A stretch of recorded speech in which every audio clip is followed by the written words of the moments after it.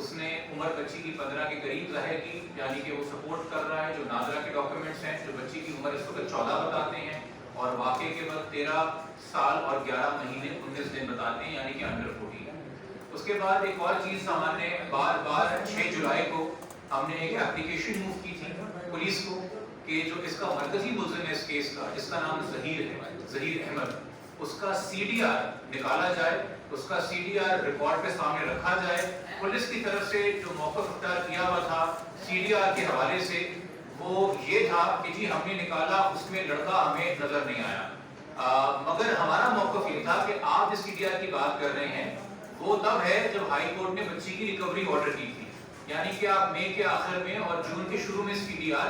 لوگوں کی موجودہ موومنٹ معلوم کرنے کے لیے دیکھ رہے تھے۔ جس دن بچی شہر سے کراچی سے اپنے گھر سے لاپتہ ہوئی ہے، اغوا ہوئی ہے 16 اپریل، اس دن کا سی ڈی آر کہاں ہے، اس دن کی لڑکی کی موومنٹ کیا ہے، 15 تاریخ کو وہ کہاں کہیں سفر کرتا نظر آ رہا ہے، 17 تاریخ کو کیا دوبارہ کہیں سفر کرتا نظر آ رہا ہے۔ ہم نے 6 تاریخ کو ظہیر کے حوالے سے اس کی درخواست دی،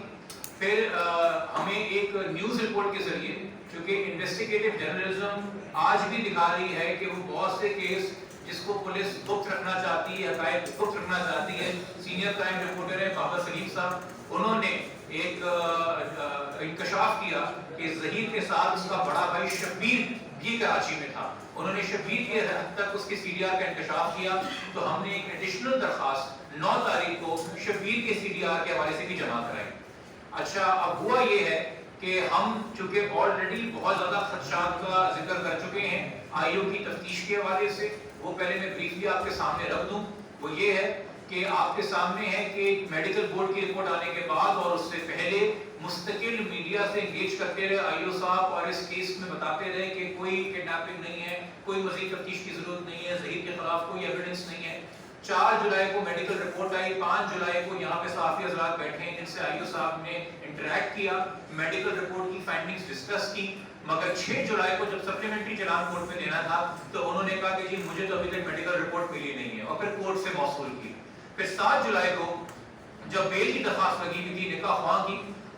غلام مصطفیٰ اور گواہ علی اصغر کی، تب ہم نے یہ موقف رکھا جج کے سامنے کہ سر نکاح خواہ جانتا ہے کہ وہ مجرم ہے، اس لیے وہ مفرور تھا، لاہور کا نکاح خواہ کراچی سے گرفتار ہوا، تو اس وقت پھر آئی او نے مسلیڈ کیا عدالت کو اور بولا کہ جی ہم نے اسے لاہور سے ہی گرفتار کیا ہے، جس پہ میں نے فرد گرفتاری پڑھ کے سنائی عدالت کو، جس پہ پھر عدالت کو پتا چلا کہ کراچی سے گرفتار ہوا ہے، اور انہوں نے ریپریمانڈ کیا آئی او کو اور بولا کہ کم سے کم عدالت میں یہ کہ اس وقت سندھ حکومت اور پنجاب حکومت سے ہم نے رابطہ کیا ہے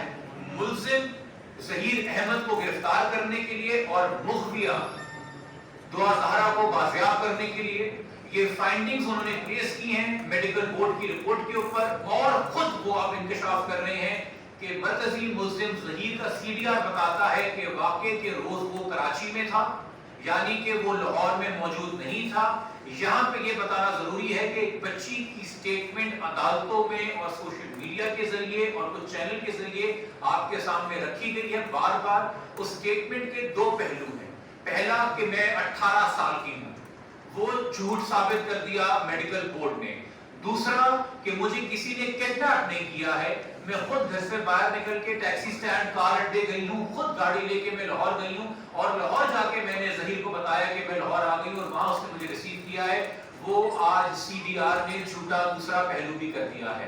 یہ پورے کا پورا واقعہ، یہ پورے کا پورا معاملہ جو اس جانب سے آپ کے سامنے رکھا جا رہا ہے، ایک 13-14 سال کی بچی کو اثر میں لا کے، ورغلا کے، بہکا کے، ڈر و خوف میں مبتلا کر کے یہ بیانات دلوائے گئے، جو کہ اب ٹیکنیکل اور میڈیکل ڈیٹا ثابت کر رہا ہے کہ جھوٹ ہیں، جن کو ڈینائی نہیں کیا جا سکتا۔ اور ساتھ ہی اس وقت ہمیں خدشہ ہے کہ یہ سچ سامنے آنے کے بعد کہ اب ظہیر جو ہے اس پہ دفعات لگی ہیں 363 پی پی سی کڈنیپنگ کا آفینس اور Sindh child marriage restraint act section 3 اور 4، جس میں ظہیر کے ساتھ گواہ، نکاح خواہ، تمام تر لوگ جو فیسیلیٹیٹ کر رہے تھے چائلڈ میرج، وہ بھی اس کی ایس ایس پی کے سی آئی اے بی سی کے حصے میں لکھا جائے کون یہ 2-2.5 مہینے، اور جب بچی ریکور ہوگی وہ کس ٹراما میں ہے، وہ کن خطرات سے گزری ہے، وہ کس ذہنی دباؤ سے گزری ہے، اس کو کن کن مسئلوں کا شکار کیا گیا ہے، وہ کس کے حصے میں لکھا جائے۔ یہ کیس اگر پرسو کیا جا رہا ہے اور اس ثابت قدمی سے پرسو کیا جا رہا ہے ایک والد کی جانب سے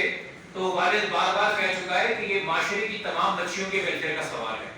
اور اگر ہمارا چیمبر اس کو پرو بونو پرسو کر رہا ہے تو ہم اس لیے کر رہے ہیں چونکہ لارجر پبلک انٹرسٹ میں تمام بچیوں کے ویلفیئر کا سوال ہے۔ اس کیس کے ذریعے جو چیزیں سامنے آئی ہیں، کم سے کم